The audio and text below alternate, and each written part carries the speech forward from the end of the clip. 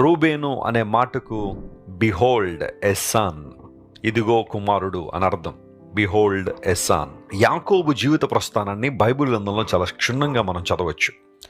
కొంతమంది జీవితాలు పుట్టుక నుండి మరణం వరకు కూడా ఎవ్రీ డీటెయిల్ బైబిల్లో మనం చూస్తాం. అందులో చాలా ప్రధానమైన వాడు యాకోబు. యాకోబు బాల్యం దగ్గర నుండి మరణించేంత వరకు కూడా 147 సంవత్సరాల జీవిత యాత్ర బైబిల్లో చాలా స్పష్టంగా మనం చూస్తున్నాం. అయితే యాకోబు వివాహ వయసుకు వచ్చిన తర్వాత పెళ్లి చేసుకున్నప్పుడు రాహేల్ని పెళ్లి చేసుకుందాం అనుకున్నాడు. ఆ దేశ మర్యాద చొప్పున అక్కకు పెండ్లి అవ్వకుండా చెల్లికి అవ్వకూడదు కాబట్టి ముందు అక్కని ఇచ్చి పెళ్లి చేశారు. అంటే యాకోబుకు లేయాను ఇచ్చి పెళ్లి చేశారు.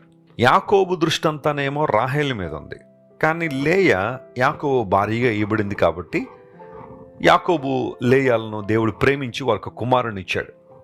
ఆ కుమారుడికి ఏం పేరు పెట్టాలి, ఈ కుమారుడిని బట్టి నేను ఎలా దేవుని స్తుతించాలి, లేదా ఏ పేరు పెట్టాలి అని లేయా ఆలోచన చేసినప్పుడు చక్కని పేరును ఆమె పెట్టింది. బైబిల్ గ్రంథంలో లేయాకు దేవుడు 6 బిడ్డలనిచ్చాడు. ఈ 6 బిడ్డలకి కూడా లేయా చక్కని పేర్లు పెట్టింది. తన దాసి వలన అనుగ్రహింపబడిన మరొక ఇద్దరికి కూడా లేయా పేర్లు పెట్టింది అనుకోండి. అయితే లేయా మొట్టమొదటి కుమారుణ్ణి చూసి దేవుడు నా శ్రమను చూశాడు, నా కష్టాన్ని చూశాడు, నా మానసిక సంఘర్షణ దేవుడు చూశాడు. అంటే లేయా బహుశా ద్వేషానికి గురై ఉండొచ్చు, లేయా కొంచెం అసహ్యత గురై ఉండొచ్చు, ఆమెకు జబ్బుడు కండ్లు ఉన్నాయని బైబిల్లో రాయబడింది. యాకోబు ఆమెను అంతగా ప్రేమించి ఉండకపోవచ్చు.